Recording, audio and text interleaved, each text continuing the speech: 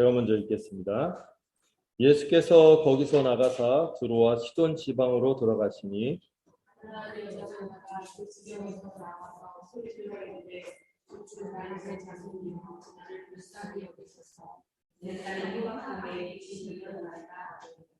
예수는 한 말씀도 대답하지 아니하시니 제자들이 와서 청하여 말하되 그 여자가 우리 뒤에서 소리를 지르오니 그를 보내소서.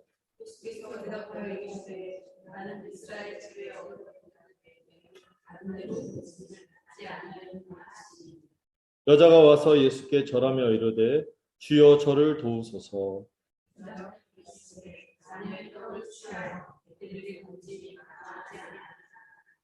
여자가 이르되 주여 올소이다마는 개들도 제 주인의 상에서 떨어지는 부스러기를 먹나이다 하니 예수께서 대답하여 이르시되 여자야 내 믿음이 크도다 내 소원대로 되리라 하시니 그때부터 내게 알리라. 예수께서 거기서 떠나사 갈릴리 호숫가에 이르러 산에 올라가 거기 앉으시니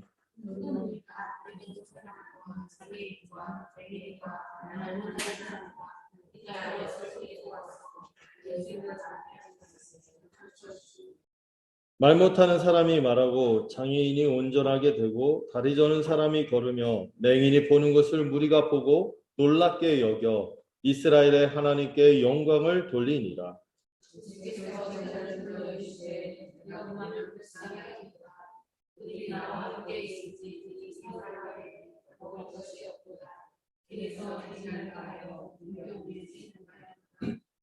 제자들이 이르되 광야에 있어 우리가 어디서 이런 무리가 배부를 만큼 떡을 얻으리까?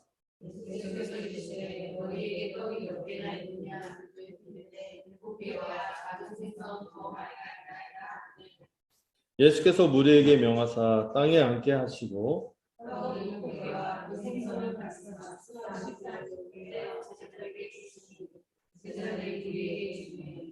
다 배불리 먹고 남은 조각을 7 광저리에 차게 거두었으며 함께 읽겠습니다. 예수께서 무리를 흩어보내시고 배에 오르사 마가단 지경으로 가시니라. 아멘. 네. 계속해서 우리가 마태복음을 통하여 천국 복음에 대해서 살펴보고 있는데요. 우리가 그 천국 복음의 비유 13장 그 마무리하면서 이 13장 끝에서부터 아무도 한동안 계속해서 진행되는 내용이 우리 주 예수 그리스도께서 이제 예루살렘으로 가시면서 이제 고난을 앞두고 예수님이 당하실 이 고난을 예고하면서 또 그 고난이 어떤 의미를 가지는지 다양한 측면에서 보여주면서 이야기가 진행이 되고 있어요. 먼저 이 천국 복음이 왜 한 번에 전문 용어 한 큐에 임하지 않고 왜 이미와 아직으로 임하는지 이 씨 뿌리는 비유와 이 가라지 비유를 통해서 알려주셨죠. 그 천국이 어떻게 이 땅 가운데서 역사하실지 말씀해 주셨는데, 근데 천국이 씨로 임했기 때문에 말씀이라는 형태로 임했기 때문에 뭐가 있다? 이 천국에 강력한 능력이 있음에도 불구하고 거절받을 수 있는 형태로 저항이 있는 가운데 하나님 나라가 임하고 있다는 것을 보여주고 있어요. 그것을 잘 보여준 게 이제 고향에서 예수님이 배척을 받는 이 사건을 통하여 보여주고 있고요. 또 심지어 예수님의 길을 예배했던 세례요한이 선지자임에도 불구하고 허무하게 속절없이 순교를 당하는 모습을 통하여 우리 주님이 가실 길도 만만치 않겠구나 하는 것을 생각하게 하죠. 그럼에도 불구하고 마태는 힘주어서 다시 말하고 있는 게 그럼에도 불구하고 우리 주님은 어떤 분이시다? 하나님의 아들로서 긍휼로서 자기 백성을 돌보시고 치유하시고 능력으로 자기 백성을 고쳐주시는 분임을 보여주면서 오병이어로 그 이스라엘의 목자 이런 양 같은 잃어버린 양 같은 불쌍한 사람들을 먹이시고 풍성하게 먹이시고 또 심지어 무리를 걸으심으로써 자신이 모임을 진정으로 하나님의 아들이심을 입증하시는 그런 사건을 보여주셨죠. 그래서 제자들에게 예수님께서 뭘 얘기하셨죠? 올리고 믿음. 믿음이 있긴 한데 올리고 믿음에 멈춰있지 않았으면 좋겠다. 올리고당, 믿음이 적은 자요. 그래서 주님께서 두려움에서 우리를 건져주시며 우리 또한 주님의 길을 같이 갈 때 만만치 않거든요. 그렇다 할지라도 주님이 어떤 분이심을 우리가 소망해야 돼요? 건져주시는 분임을 소망해야 하는 것이죠. 그런 가운데 이제 앞에 보시면은 이제 예루살렘에서 파견된 바리새인과 서기관이 와서 이 손 씻는 문제로 이 장로들의 전통으로 계속해서 주님에게 시비를 걸고 적대하는 모습을 보여주고 있어요.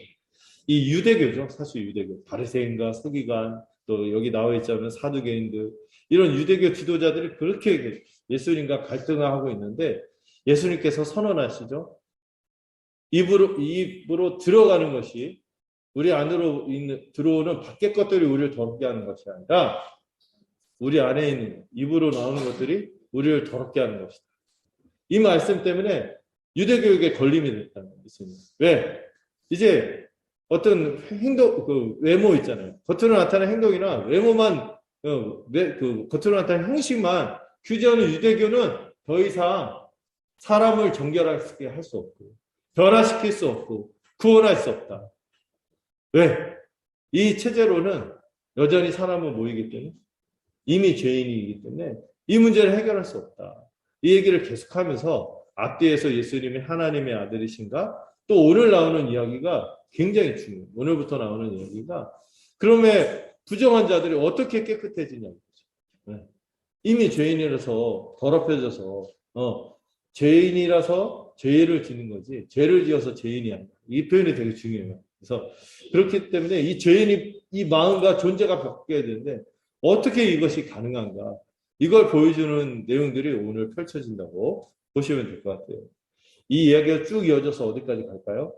십자가까지 쭉 펼쳐지는 것입니다. 네. 자, 오늘 예수님이 이제 예루살렘에서 파견된 이 바리새인과 서기관들에서 돌이켜서 이제 어느 지역으로 가셨습니까? 이 정결함의 문제를 한참 얘기하다가 어디로 가셨어요? 이방의 두로와 시돈 지방으로 갔어요. 네. 두로와 시돈. 여기는 이방 지역이거든요. 이방 지역. 이스라엘이 아니에요. 갑자기 이 예루살렘에서 파견된 바리새인과 서기관이 아니라 그들이 부정하게 여기고 가기를 꺼려하는 이방 지역으로 가셨어요. 여기는 이제 갈릴리가 북단이라면 이스라엘에서 이 갈릴리 호수 이쪽보다 한 50, 80km 떨어진 북쪽에 있는 도시들인데 여기는 거의 진짜 완전히 이방 도시라고 볼 수 있거든요. 헬라 문화에 속한 큰 도시들입니다. 근데 그 지방에 사는 가나안 여자, 가나안 여인이 예수님께 찾아와서 울부짖었다고 여기 본문이 소개하고 있어요. 마가는 이 여인이 마태는 가나안 여인이라는데 마가는 수로보니게 여인이라고 하거든요. 수로보니게가 뭐냐면은 시리아하고 페니키아 이거 두 개를 합친 거죠. 뭐 혼혈인 것 같아요.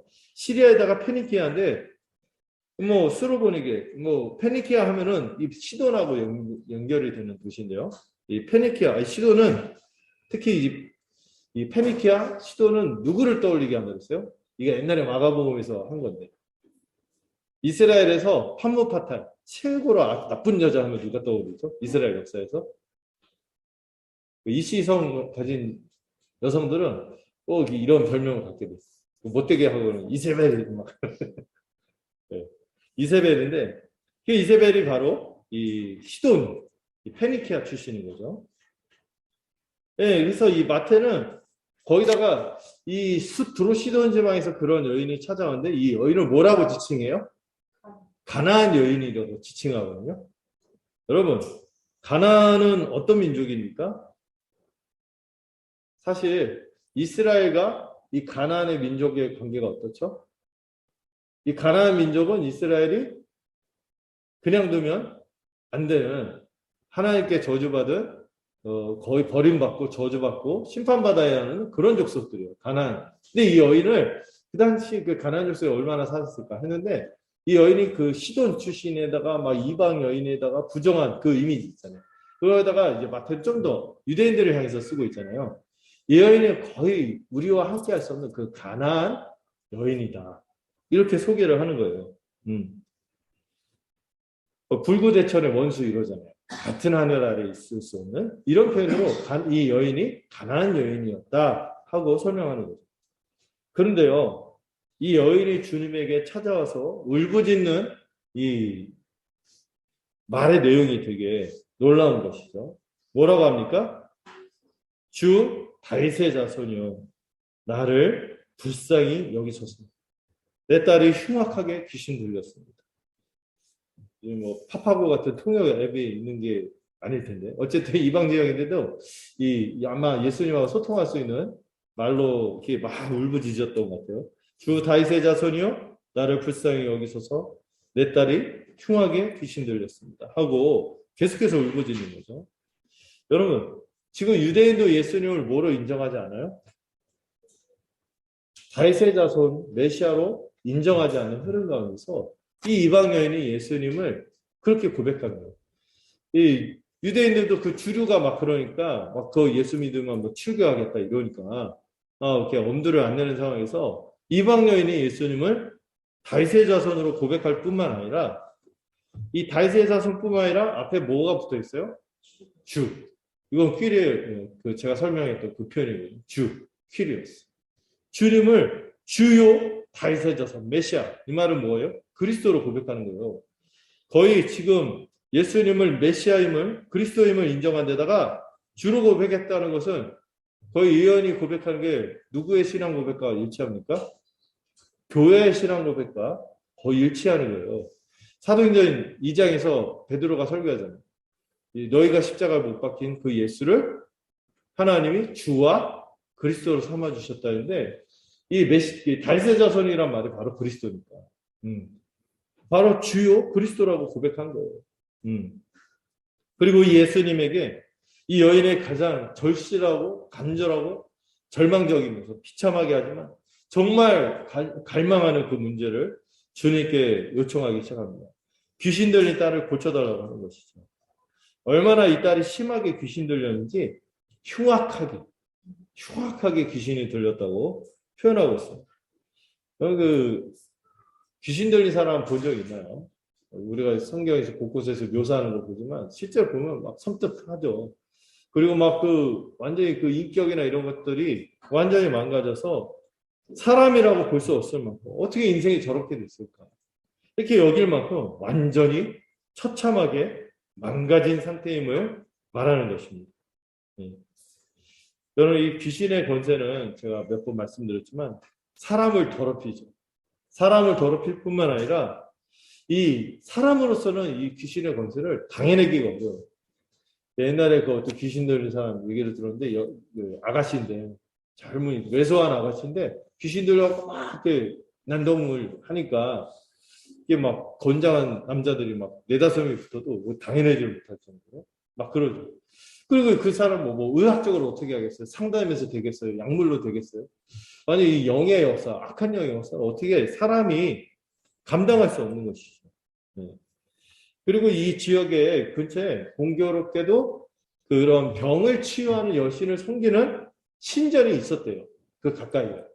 이 자료를 보니까 신전이 있었는데 이 여인은 그 신전으로 가지 않고 어디로 간 거예요? 예수님에게 와서 주요 다윗의 자손이요 내 딸을 불쌍히 여기소서 하고 이 예수님만이 이 딸을 고칠 수 있는 분임을 믿고 매달렸던 것입니다. 자, 그럼 우리가 그동안 봤던 우리 주님의 성품이 어떻습니까? 긍휼이 넘치잖아요. 고쳐주셔야 되잖아요. 근데 예수님이요 침묵을 지키시는 거죠. 한마디도 대답하지 않으세요. 여러분 이게 참 민망한 상황이니까 어떻게 보면은 이방에서 왔던 여인이 와서 정말 자기의 절실한 문제를 가지고 막 울부짖으면서 주여 다윗의 자손이요 불쌍히 여기시고 내 딸 흉악하게 귀신 들려 고쳐주세요 하는데 냉담하게 이제 돌아보시지 않고 그냥 가는 길 가시는 거예요. 그러니까 이제 보다 못한 제자들이 어떻게 합니까?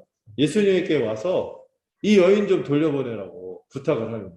예수님 돌려보내달라고. 근데 이게 돌려보내라고 하는 게 그냥 돌려보내라는 건지 아니면은 빨리 고쳐줘갖고 먹고 떨어져라 이런 것처럼 빨리 그런 건지는 모르겠는데 어쨌든 이 여인이 계속해서 포기하지 않고 이 울부짖음을 계속해서 했던 것 같아요. 이 일행을 뒤따르면서 멈추지 않고 울부짖었어요. 아무래도 이 제자들의 분위기는 이 여인이 포기하고 돌아가도록 예수님이 직접 좀 얘기하시라 이런 분위기 같아요. 제자들이 별로 상태 안 좋잖아요. 아직까지. 예, 막 그런 게 아닌가 싶은데. 예, 그러자 예수님이요, 이 여인에게 말씀하시는데 뭐라고 합니까? 아, 더 침묵이 아니라 말씀을 기껏 하셨는데 이게 당황스럽죠. 우리가 갖고 있는 예수님하고 좀 낯설게 느껴져요. 나는 이스라엘 집에 잃어버린 양들 외에는 보냄을 받지 않았다. 이게 뭔 말이에요? 넌 이방인이니까 안 돼. 나는 이스라엘의 어린 양, 잃어버린 양들을 위해서 보냄받았기 때문에 내가 할 일은 따로 있다. 너를 도와줄 일은 나의 목록이 없다. 뭐 이런 얘기를 하는 거예요. 당황스럽죠. 네. 이미 전에도요, 10장인가요? 제자들 파송하면서 그 설교하실 때 이런 말씀 비슷하게 했었죠. 다른 곳에 가지 말고, 이방 지역에 가지 말고, 언약 백성인 유대인에게만, 이스라엘의 잃어버린 양들에게만 가서 복음을 전하라고 말씀하셨어요. 사실 유대인들도 잃어버린 양이에요, 지금. 유대인들도 지금 하나님의 백성이라고 자칭하지만 그들도 목자 없는 양처럼 살아가는 그런 신세였기 때문에 주님을 일단 먼저 언약을 맺은 백성에게 이 신실하게 대하시기 위해서 그들에게 초점을 맞추시고 그분의 공생의 주된 초점은 이 유대인들이 사실 맞았죠. 사실 주님은 먼저 유대인들에게 복음을 전하셨고 십자가에 달리시는 그 순간까지 주로 유대인을 향해서만 복음을 전하셨습니다. 그러나 그거는 예수님의 공생의 때까지고 주님이 십자가에서 죽으시고 부활하시고 승천하고 성령이 임한 뒤에는 그리고 교회가 생긴 뒤에는 좀 달라지죠. 그러나 예수님의 공생의 때는 그런 부분이 좀 있어요. 그런데요. 이 정도 얘기 들으면 참 여인이 낙심하고 보통 돌아갈 텐데 여인이 포기를 하지 않습니다. 예수님에게 어떻게 해요? 절하는데 이 절한다는 단어가 그 제자들이 예수님에게 완전히 압도되어서 절했던 그 단어거든요. 프로스케는 신에게 경배하듯이 완전히 그 자세를 취하면서 완전히 납작 엎드러져서 주여 저를 도와주소서 하고 요청합니다. 다시 한번 예수님을 주라고 고백하면서 이 주라는 호칭은 오늘 3번 나오거든요. 주라고 고백하면서 예수님에게 절까지 하는 거죠. 이 신을 향한 경배의 동작까지 취하면서 주님을 그렇게까지 절실하고 그분을 귀히 여기면서 그러면서도 자기의 너무 절실한 문제이기 때문에 이분밖에 소망이 없기 때문에 매달린 것이죠. 예수님은 이 여인은 이 예수님이야말로 능력과 더불어 긍휼을 베푸시는 분임을 확신했기 때문에 이렇게 매달리는 거죠. 자, 이 정도 하면은 보통 시나리오 예수님 이전에 이렇게 보시면 딱 그래 하면서 그래 하면서 막 고쳐줄 만한데 그래서 한 번 더 충격적인 말씀을 하십니다. 냉랭하게 말씀하시는데요. 자녀의 떡을 취해서 개들에게 던지는 건 마땅하지 않다. 아, 이 정도 표현 들으면요. 진짜 아무리 그 관계가 좋고 그래도 내가 자녀에게 떡을 줘야 되는데 개들에게 던지는 건 마땅하지 않아. 뭐라는 거예요? 너 개 같다. 개다 이런 얘기를 하는 거예요. 요즘 그 말로 깊은 빡침이 생길 만한 그런 표현이죠. 보통 이 자녀는 언약 백성으로 여겨지는 유대인을 뜻하고요. 개들은 보통 그 당시 문화권에서 우리는 막 집안에 들이고 소파에서 들이고 심지어 침대에 올리고 뭐 뽀뽀도 하고 같이 목욕도 하고 이러지만 그 당시에는 개는 밖에 있는 것이죠. 절대 집에 들어올 수 없고 아무리 애완견도 그런데 보통의 애완견 그 반려문화 이런 게 없었잖아요. 개들은 부정한 짐승이었고 어떻게 해요? 쓰레기를 막 뒤지고 막 다니고 막 가끔 막 시체 있으면 시체도 뜯어먹고 이런 부정한 짐승을 여겨졌단 말이에요. 그래서 이방인을 그렇게 심하게 얘기하면서 유대인들이 아주 이제 교만한 마음으로 선민 사상이 있었잖아요. 다른 이방인들 다 개와 같다 이렇게 얘기하는데 마치 예수님이 그 생각을 동의하는 것처럼 개들에게 던짐이 옳지 않다 이렇게 얘기하니까 낯선 거죠. 이 떡은 하나님 나라에서 누릴 특권과 축복을 말하는 것입니다. 이 유대인들은 이방인들을 특히 이 개와 부정한 짐승, 돼지로 비유하곤 했는데 주님이 그런 생각을 동의하는 것처럼 말씀하신 거예요. 그러나 아까 주님 이 되게 여러분 낯설고 이해가 안 되지 않습니까? 이상하죠. 왜냐하면 앞에서는 이미 주님께서 이방인들에게 어떻게 하셨어요? 많이 고쳐주셨거든요. 가다라 지방에 귀신 들린 사람도 고쳐주시고, 심지어 8장에서는 이방의 백부장, 로마의 백부장, 보통 경건한 유대인은 상대하지 않는 그 이방인의 백부장의 그 하인을 리모트 컨트롤 치료라고 들어보셨죠? 네. 원격 치료를 하셨거든요. 그렇게 하신 분인데 갑자기 이 여인에 대해서는 마태가 가난한 여인이라고 하면서 이 여인이 함께 할 수 없는 사람이며 이방인이며 또 예수님이 이렇게까지 했다는 것을 자꾸 보여줘요. 왜 그럴까 생각을 해봐야겠죠. 네. 주님은요, 지금 유대인들에게서 떠나서 어느 지역으로 가셨어요? 이방 지역으로 가시고 있어요. 그리고 지금 이 여인과의 이 대화를 통해서 어쩌면 이 주님은 이 상황을 통하여 이 여인의 뭐를 이끌어내시는 거예요? 이 놀라운 믿음의 반응을 이끌어내도록 약간 자극하시고 짐짓 시험하신 걸로 봅니다. 주님이 이렇게 이 여인을 시험하고 자극시킨 건 뭐예요? 넘어뜨리려는 게 아니죠. 이 여인이 어떤 믿음을 갖고 있는지 아는 거예요. 알고 있기 때문에 한 단계 더 전진하도록 주님께서 이끌어내신 것 같아요. 그러자 보통은 이방인이라고 하면 상식적으로 어떻게 할까요? 거기다가 일반 사람도 이런 정도 얘기 들으면 돌아갈 텐데 이 이방 여인은 이런 얘기를 듣고도 뭐라고 합니까? 이게 너무 빛나는 거예요. 이 고백이. 이 진술이 너무나 빛나서 옛날에 고대 파피루스도 비싼데 종이 함부로 정말 쓸데있는 말만 쓰거든요. 이 여인이 한 말을 그대로 이 대화를 그대로 보여주는 건 의도가 있는 거예요. 주여 옳소이다. 하지만 개들도 주인의 상에서 떨어지는 부스러기를 먹나이다. 이렇게 고백하고 있어요. 여기서 여인은 다시 한번 예수님을 세 번째로 주라고 고백해요. 또한 자신을 하나님의 은혜를 받을 자격이 없는 부정한 존재, 개와 같은 존재라고 고백하는 거예요. 그러면서도 이 여인이 나가는 거는 개들도 주인의 상에서 떨어진 부스러기라도 먹는다고 다시 한번 매달린 거예요. 많은 제가 보니까 주석가들 재밌게 얘기하는데 예수님이 그 똑똑하다는 서기관들과 논쟁하면서 한 번도 말싸움에서 진 적이 없는데 이 여인과의 말싸움에서는 밀렸다. 이 여인이 겸손하지만 주여라고 하지만 이 여인이 갖고 있는 주님을 향한 이 역동적인 믿음 있잖아요. 나아가서 매달리고 주님에게만 긍휼과 능력이 있고 소망이 있다. 이 문제는 주님에게만 구할 수밖에 없다. 이런 절실한 이 믿음을 막 보여주는 거죠. 그리고 주님도 이 믿음에 감탄하십니다.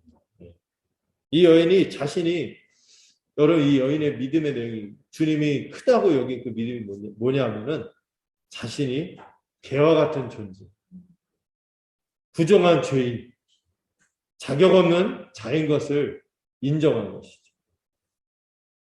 유대인들은 다 교만해서 자기 의로 예수 그리스도를 필요하다고 생각하는 사람이 하나도 없어. 다 자기가 온전고 경건하고 괜찮은 사람이라고 해서 예수님만이 우리 인생의 문제들을 치유할 수 있고 변화시킬 수 있고 이미 죄인이라 죄를 지을 수밖에 없는 이런 존재에서 벗어날 수 없어서 우리 주님, 의사하신 주님에게 가서 치유받을 수 있음을 믿고 나갔잖아요. 세리제인 창기로부터 있어요. 그럼 마음이 가난한 자는 나갔는데 대부분 마음이 이미 부자야 교만해서 주님에게 나오지 않습니다. 근데 이 여인은 어땠어요? 개라고 할지라도 나는 진짜 그 개와 같습니다. 저는 자격이 없고 부정하며 주님을 만나야만 주님에게 은혜를 입어야만 내 이 문제를 해결할 수 있습니다 하고 나온 것이죠. 이게 믿음이에요. 여러분 이거 겸손이라기보다 제가 한번 그런 표현을 썼는데 정직한 자기 인식인 것입니다. 하나님 앞에서 우리가 뭔가 병들어 있고 온전치 못하고 죄인이고 내가 아무리 밖에 있는 것들을 조심한다 할지라도 이미 내 안에 내가 깊은 죄인이라 변화될 수 없거든요. 오직 주님의 은혜와 긍휼과 능력으로 살아나야 돼. 죽은 자 같은 우리가 살아나야지만 우리가 온전한 변화를 통하여 그때 살아날 수 있는 것입니다. 많은 유대인들은 이를 거절하고 믿지 않았죠. 근데 이 이방인은 여인은요. 여기에 대한 정직한 자기 인식을 갖고 주님 옳습니다. 그러나 걔들도 주인의 상에서 떨어지는 부스러기. 예, 자녀들과 똑같은 떡을 못 먹는다 할지라도 그 부스러기만이라도 먹을 수 있지 않습니까? 하면서 간절히 매달린 거죠. 우리 주님이요, 이 여인의 믿음이 크다고 칭찬하십니다. 여러분, 이 크다고 칭찬하는 게 누구를 자꾸 생각하면 앞에 그 베드로가 상황에 휘둘려갖고 파도에 빠졌을 때 뭐라 했습니까? 믿음이 적은 자요. 정작 주님 옆에 붙어갖고 막 그런 애들은 믿음이 올리고 믿음이구나 이런 얘기를 들었는데 여기서 이 여인의 믿음은 내가 믿음이구나. 올리고 반대말이 메가 들어가요. 메가. 여기 단어 보니까 메가스 이렇게 나오고 메가시티 막 이러잖아요. 야, 너 메가 믿음이구나 하고 칭찬해 주시고 있어요. 큰 믿음이구나. 네. 이방인임에도요. 정말 주님이 기대했고 바랬던 그 주님의 기대에 정말 흡족하게 하시는 그런 큰 믿음. 이런 올리고 믿음 이런 표현 쓰면 좋을까요? 그리고 내가 믿음. 나는 올리고 믿음이다. 내가 믿음이다. 생각해보는 거 좋겠죠. 이걸 보여준 거예요. 주님이 칭찬하시고 인정하시는 믿음이 무엇인지 오늘 엿볼 수 있는 거죠. 자신이 하나님 앞에서 은혜를 강요할 수 없는 자임을 아는 거예요. 어떤 분은 막 하나님께 막 다 맡겨놓은 것처럼 당연히 줘야 되는 거예요. 이렇게 요구하시는 경우도 있는데 가끔 자녀들에게서 그런 걸 느끼죠.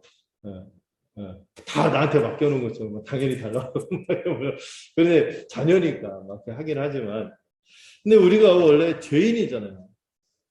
강요할 수 없는 자랄까 하나님께 은혜를 자격이 없는 자라는 거죠. 이걸 진실하게 인식하는 게 중요한 것입니다. 자신이 개와 같은 이방인으로서 자녀인 언약 백성이 받는 은혜를 이 받을 자격이 동등하지 않은 자임을 인정한 것이죠. 그러나 또한 주님의 은혜가 부스럭이라도 주어지면 이 언약 백성이 누리는 것처럼 온전하게 구원받을 것을 아는 것이죠. 여러분 주님은 이 여인의 믿음이 메가 믿음 이렇게 칭찬하셨지만 이 여인의 믿음이 큰 게 아니에요. 사실은.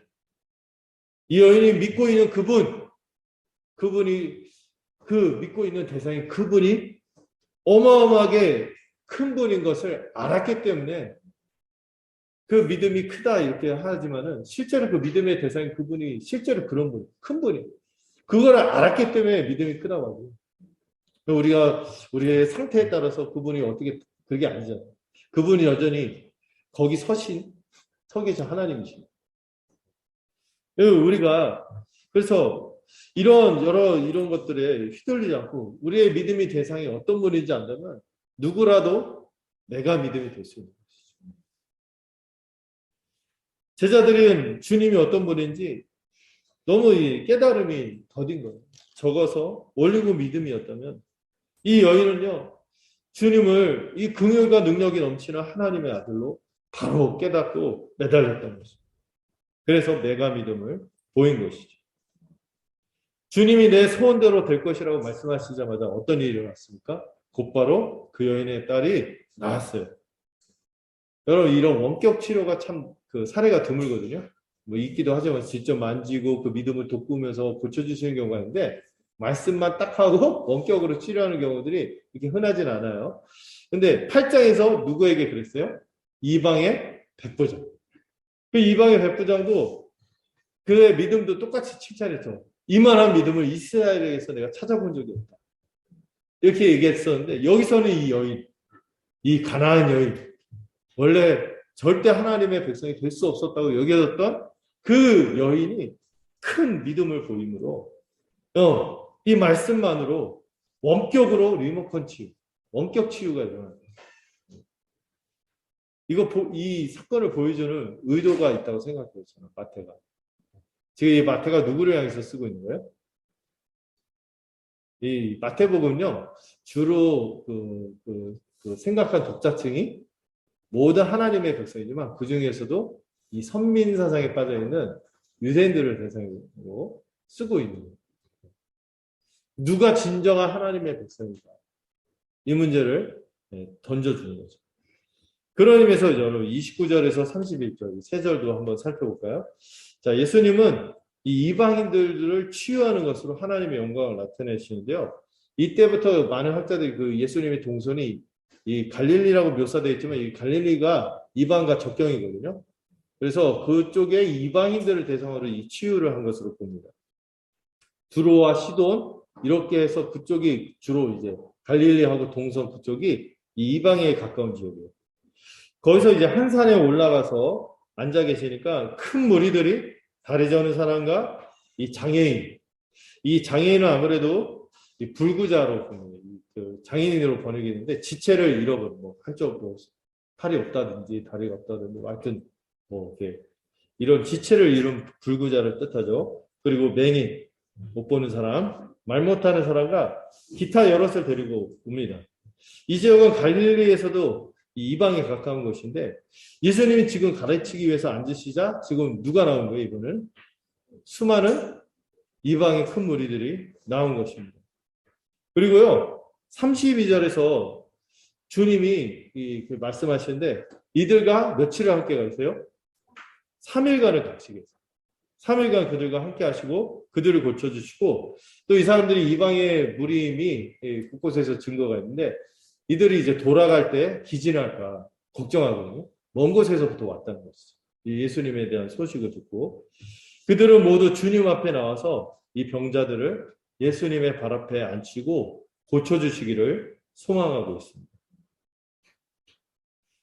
자, 이 예수님에게 나온 자들마다 말 못하는 사람이 말하고 장애인이 온전하게 되고 다리 저는 사람이 걸으며 맹인이 보는 것을 이 이방의 큰 무리들이 함께 본 거예요. 이게 너무 놀라운 거죠. 네. 예수님이 세례 요한에게 자신이 메시아임을 입증할 때, 그 감옥에 있을 때 세례 요한이 헷갈렸죠. 오실 그이가 당신 맞습니까? 그때 예수님이 인용하신 말씀을 그 내용에 해당하는 그 사건이 지금 그대로 일어나요. 눈 먼 자가 눈을 뜨고 저는 자가 걷게 되고 장애인이 온전해지고 이 이사야서 35장의 말씀을 다시 언급하신 것이죠. 다시 그 언급하신 말씀이 실제로 지금 나타나고 있는 거예요. 그래서 예수님이 메시아이시며 새 시대가 임해서 이전에 전혀 생각 못했던 놀라운 일들이 일어나는 거예요. 온갖 치유의 역사가 나타날 것이라고 예언하는 것이 지금 주님을 통하여 성취되고 있음을 앞에서도 계속 보여줬지만 지금 또 보여주는데 지금 누구를 대상으로? 이방인들을 대상으로 그것이 동일하게 성취되고 있음을 보여줘요. 지금 생각지 못했던 사람, 생각지 못한 일이 일어났는데 지금 누구를 대상으로? 이런 은총을 받으리라고 생각하지 못한 대상들을 향하여 결코 하나님에게 은혜 받을 것이라고 여기지 않았고 부정하게 여겨졌고 개라고 칭한 그 이방인들이 주님에게 나와서 은총을 입고 있는 거죠. 이사야는 이런 이적이 큰 구원의 대로를 열게 될 것을 예언했습니다. 그 말씀 한번 같이 볼까요? 네. 네. 자, 빼곡하게 좀 했는데 보이시나요? 네. 한번 그 말씀을 한번 같이 읽어보도록 하겠습니다. 같이 읽겠습니다. 시작. 그때 맹인들이 예쁠 것이며 묻는 사람의 귀가 열릴 것이며 그때 젖는 자는 사슴같이 뜰 것이며 말 못하는 자의 혀는 노래하리니 이는 광야에서 물이 솟겠고 사막에서 시내가 할 것이다. 거기 개로가 있어 그 길을 거룩한 길이다. 헌금가 되니 깨끗이 못한 자는 지나지 못하겠고 오직 구속함을 입은 자들을 위하여 있게 될 것이다. 이 놀라운 이적들, 생각지 못한 이 일들이 일어날 때 광야에서 물이 솟겠고 사막에서 시내가 흐를 것이다. 이 표현은 정말 시대가 바뀐다는, 새로운 시대가 임한다는 전형적인 문구거든요. 이 전형적인 종말과 새로운 시대가 열리면 어떤 일이 일어나요? 거기 대로가 있어. 큰 길이 열려서 그 길을 거룩한 길이며 깨끗이 못한 자는 지나가지 못하고 누구를 위하여 그 길이 있을 것이다? 이 구속함을 입은 자들이 그 길을 걷게 될 것이라고 예언했는데 지금 주님을 누구를 향하여 지금 대로를 열고 있는 거예요? 이방인들을 향하여 그 구원의 대로를 열고 있는 거죠. 예. 온전하게 걷지 못하고 몸이 온전치 못한 사람들, 눈이 멀어. 이 눈이 먼다는 것은요, 그 실제로 신체적으로도 눈이 멀었지만은 영적인 의미도 있고, 실제로 진리를 알지 못하고 하나님을 알지 못하고, 이런 이들이 하나님을 알게 되고, 이미 막혔다는 것도 신앙, 이 영적인 의미가 있어요. 하나님께 소통하지 못하고, 교통하지 못하는 이들이 다시 교통을 시작한다는 거죠. 기도할 수 없던 이들이 믿음을 갖게 돼서, 믿음이 있는 자는 기도하게 되고, 주님 앞에 나와 간구하기 시작하고, 온전하게 되고, 걷기 시작하고, 그 인생을 제대로 가기 시작하는 거죠. 그리고 보지 못했던 이 놀라운 영적인 세계들을 보게 되고, 이 진리들을 알고 하늘에 문이 열리는 것이죠. 이게 바로 우리가 받은 구원인 것입니다. 이들은 이 모든 일을 놀랍게 여기고 이 이스라엘의 하나님께 영광을 돌리며 찬양을 하고 있습니다. 이스라엘의 하나님께 영광을 돌리고 있습니다. 이 표현 때문에 이 사람들이 이방인이다 이렇게 보고 있습니다. 왜냐하면 보통 유대인들 이스라엘 하나님하고 여호와까지 꼭 붙이거든요. 관용적으로. 근데 이 표현을 빼서 지금 이스라엘의 하나님 이렇게 고백함으로써 이방인들이 쓰는 표현으로 보고 있습니다. 지금 하나님은 언약이 신실하여서 잃어버린 양들, 목자 없는 양 같은 그 유대인들, 그들 가운데 믿음을 갖고 남은 자들도 돌보시지만 그 자기 백성을 돌보시던 그 이스라엘의 하나님이 이제 누구에게도 동일한 은혜를 이방인에게도 그 은혜의 영광을 나타내고 있는 거예요. 이스라엘의 하나님, 그 하나님 우리에게도 그 은혜를 베푸시는구나 하는 것을 경험하는 것입니다. 자, 그리고 나서 이 마지막 단락 32절부터 39절 보면 그 우리 주일학교 친구들이 오병이어는 알았는데 칠병이어는 처음 들어봤다고 그런 얘기인데 마가복음 때도 있었어요. 그런데 네, 잊어버린 거죠. 네, 오병이어와 더불어 또 비슷한 7개의 떡과 물고기 두어 마리로 또 수많은 사람을 먹이는 사건이 또 일어납니다. 또 믿음이 없는 사람들은 이거 헷갈려서 또 2번 적은 거다. 이렇게 얘기하는데 정말 믿음이 없죠. 네. 의미가 있어요. 지금 어떤 맥락이에요? 예수님 유대교와 갈등을 일으키고 그들의 종교는 변화를 일으킬 수 없다. 복음에 완전히 새로운 것이 변화를 일으킨다는 것을 지금 주님이 누구와의 만남을 통하여 수르보니게의 여인, 이 가나안 여인과의 만남을 통하여 이 여인이 믿음으로 온전케 됩니다.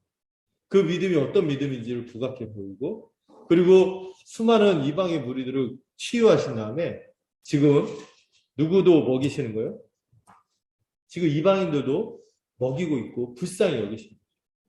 예수님이요 제자들에게 모여든 예수님은 이 제자들에게 어떤 말씀하셨는데 이 모여든 이방인 무리를 불쌍히 여기신다고 했어요. 앞에서 누구를 불쌍히 여긴다고 했어요? 유대인들. 그 잃어버린 양들인 유대인들을 불쌍히 여기신다고 했는데 이제 누구를 불쌍히 여겨요? 예수님에게 나와서 예수님과 함께 있은 지 사흘이 지나고 그분에게 소망이 있다는 것을 발견한 이들을 주님이 불쌍히 여긴다고 하는 것입니다. 아마도 예수님의 이 가르침과 이적을 경험하고 이 먹을 것이 이방인들이 먹은 것에서 이렇게 왔을 텐데 떨어졌음에도 불구하고 지금 주님을 떠나지 않고 지금 앉아있는 거죠. 너무 이 놀라운 일들을 경험하고 감격스러워서 안 떠나고 있는 거예요. 예수님은요, 그들이 먹을 것이 없이 멀리서 왔기 때문에 돌아가다가 길에서 쓰러질까봐 이제 그들을 굶겨서 보내지 못하겠다고 하십니다. 그만큼 이방 곳곳에서 멀리서 온 것 같아요. 그래서 그들을 돌려보내지 않고 먹이시고자 합니다. 그러자 제자들이 지난번과 똑같은 또 이 사람들 참 일관성 있죠. 똑같은 얘기를 하는데 우리가 어디서 이런 무리가 배부를 만큼 떡을 얻겠습니까? 또 이런 거 이해가 안 되죠. 오병이어 사건 경험했는데 우리가 이 광에서 어디서 떡을 얻겠습니까? 또 이러고 있어요. 제자들은 여전히 올리고 믿음인 거예요. 여전히 어떤 분인지 믿음이 부족한 거죠. 이 전에 일어난 오병이어 역사가 또 일어난다는 기대가 없는 거예요. 이거는 어쩌다 일어난 거예요. 이런 생각을 하는 것 같아요. 여러분, 우리가 제자들 비웃지만요, 우리도 막 그런 하나 그 주께서 일하시는 것들, 역사하시는 것들에 대한 이 인간적인 이런 편견, 또 이 제자들이 이 상황 있잖아요. 이 광야에서 어떻게 이런 무리를 먹일 수 있겠냐.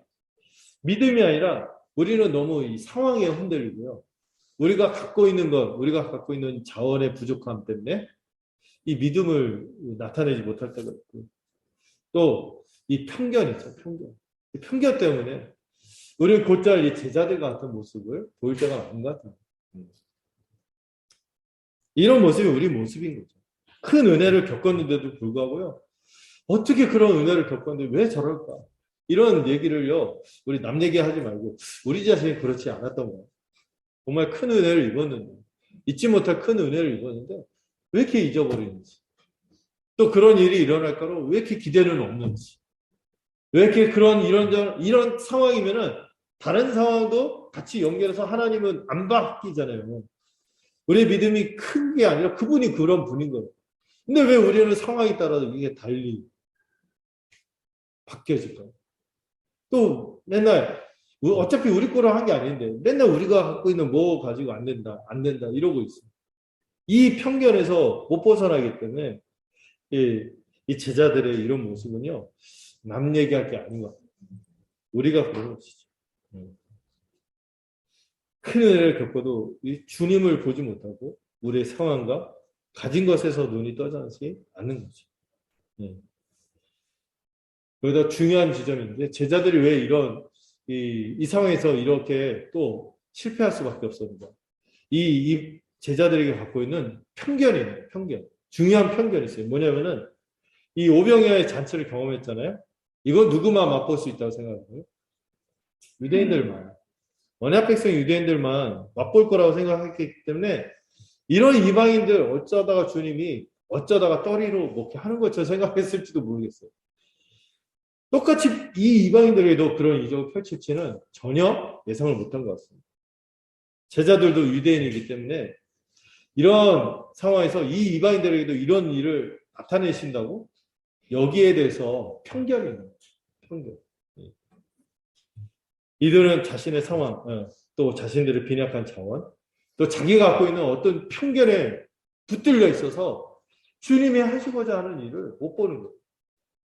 그 큰 일을 이 편견에 사로잡혀서 못 벗어나고 있는 거죠. 자, 어떻게 다소 반복되는 내용인 것지만 이 다른 뉘앙스가 있어요. 앞에 5병이와 7병이. 예수님은 이제 제자들에게 떡이 몇 개 있는지 묻습니다. 아유, 똑같죠. 그러자 그들이 7개의 떡과 작은 생선 2마리가 있다고 말합니다. 여러분 7병 이어나 할지라도 지금 모인 사람이 남자만 4,000명. 거의 방불하죠, 비슷하게. 여기 턱없이 부족해요. 빈약하죠. 여전히 우리가 가진 것은 부족해요. 빈약해요. 그리고 주님은 놀랍게도 이들에게도 같은 장면을 연출하십니다. 이 무리들을 땅에 앉히시는데 그 잔디에 앉힌 것처럼 이들도 잔치에 초대해서 앉히는 것처럼 앉히신 거예요. 여기서도 잔치를 여십니다. 그리고 여러분 그떡 7개와 생선을 가지사 축사하시고 떼어 제자에게 주시니 제자들이 우리에게 나눠줍니다. 여러분 오병이어 때 이 동사들이 성찰할 때 그 동사하고 일치하는 거 보셨죠? 그런데 여기서 조금 차이가 있는데요. 본문을 하나 볼까요? 약간 미세한 차이가 있어요. 거의 동일한데, 자, 떡을 가지사 축복하시고 떼어 제자들에게 주시며, 이 마태복음 26장에 나오는 그 성찬의 마지막 최후의 만찬 때 이게 동일하게 여기서도 나타나는데요. 마태복음 그 앞에서 오병이어 때는 축복하시고 이런 단어가 쓰였는데 오늘 여기서 표현은 떡을 가지사 축사하시고, 근데 이게 사실 감사, 유카리스트. 우리가 성찬할 때 쓰는 그 표현이거든요. 감사하시고 그 다음에 나머지 노고선 똑같아요.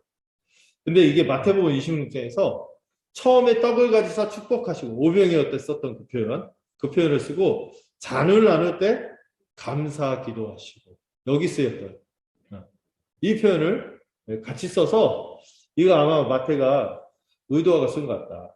오병이어와 칠병이어에서 그 표현들이 지금 성찬에서 모아집니다. 축복하시고 감사하시고 그리고 나머지 동사도 똑같죠. 가지사, 떼어서 주시는. 이거를 통하여 지금 마태는 뭘 얘기하는 거예요? 이스라엘의 잃어버린 양들, 목자 잃은 양뿐만 아니라 이방인들도 이 성찬의 혜택을 누리게 될 것을 지금 보여주는 거지.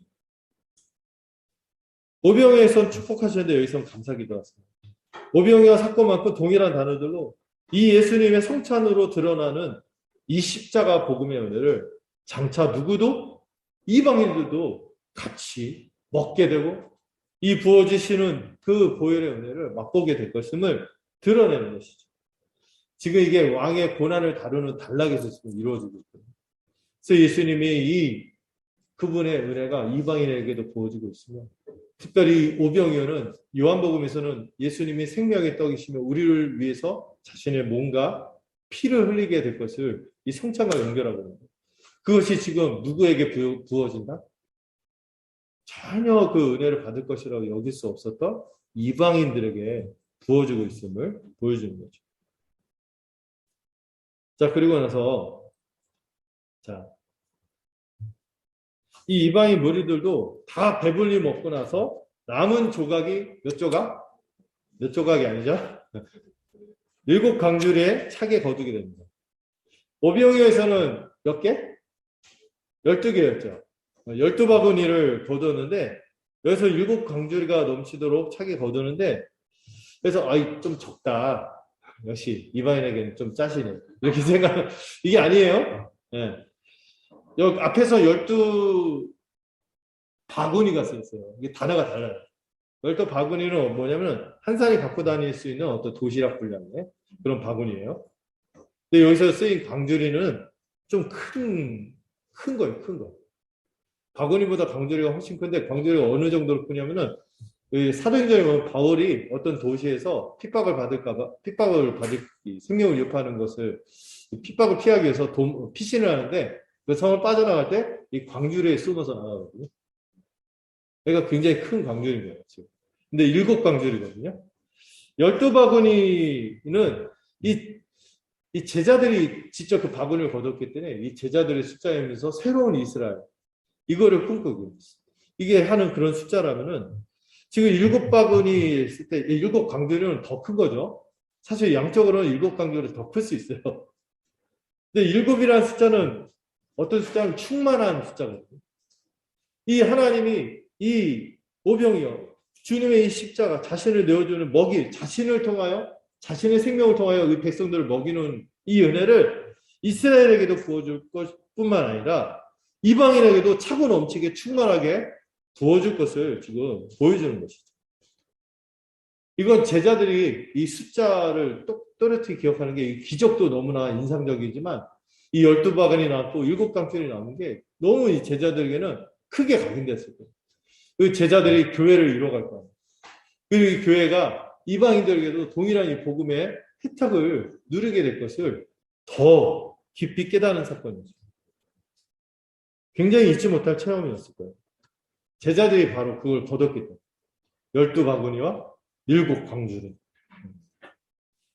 하나님을 잃어버린 양, 목자 없는 양 같은 이스라엘의 남은 자들 뿐만 아니라 그들 자기 백성들을 궁히 여기셔서 배불리 먹일 뿐만 아니라 여기서 그치지 않고 그동안 전혀 은혜 받을 수 없다고 생각했던 이들, 그 은혜에서 소외됐다고 여겼던 이방인들도 충만하게 먹이시길 원하시는 거죠. 이 12은 이스라엘 백성의 숫자로는 7은 충만함의 숫자거든요. 그 백성이 더 예수 그리스도의 십자가 보혈의 은혜로 더 충만하게 나타나게 될 것을 보여주는 거죠. 유대인들만큼 이방인들도 여자 어린이를 빼고도 4,000명이나 먹을 정도로 풍족하게 먹고도 남습니다. 이 은혜가 얼마나 큰지 다시 주목하게 하는 것이죠. 여러분, 생명의 양식인 우리 주님으로 인해서 그분으로 인해서 온전케 되고 정결케 되고 치유하게 될 뿐만 아니라 죄인인 모든 이들, 유대인이나 이방인이나 다 죄인이죠.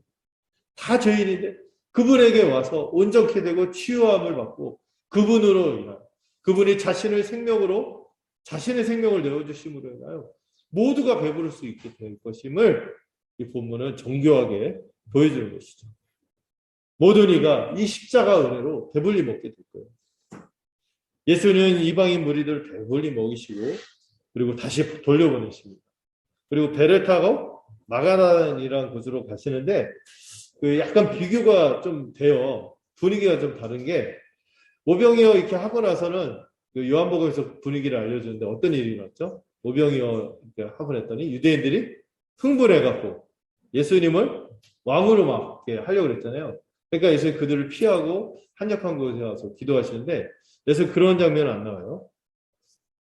네.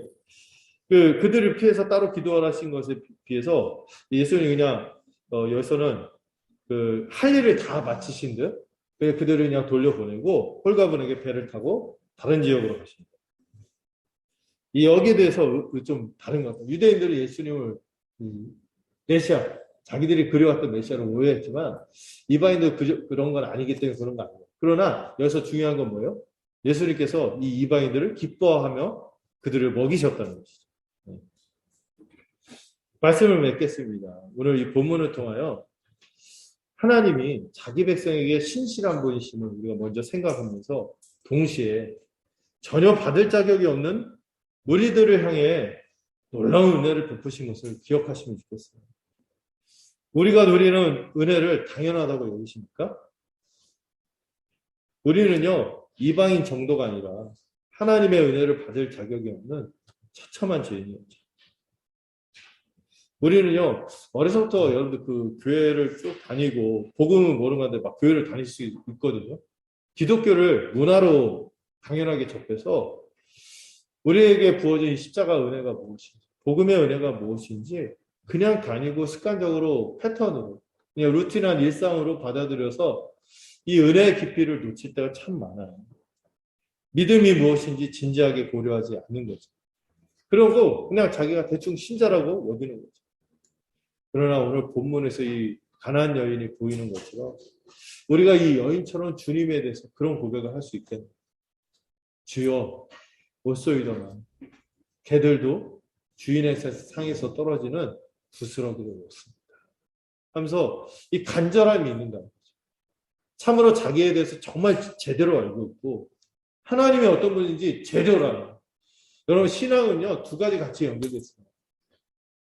하나님을 제대로 할 때 우리 자신이 누군지도 제대로 아는 거거든요.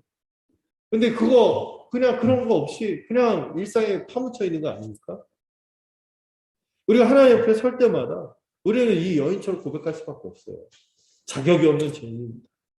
저는 이 마땅하게 이런 권리를 주장할 수 있는 사람이 아닙니다. 하나님의 백성이 아닌 이방인이었어요.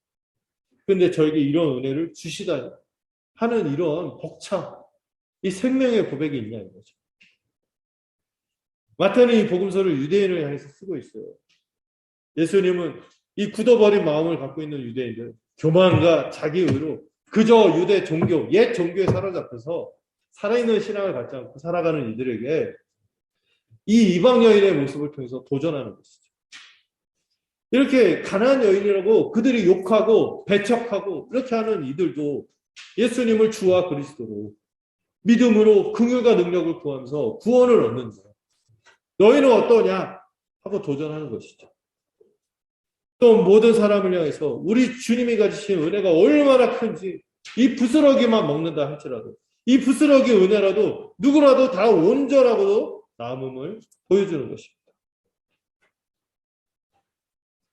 우리가 드리는 예배와 우리의 신앙생활의 내용들에서 이 기도에 대해서 좀 생각해 봐야 될 것 같아요.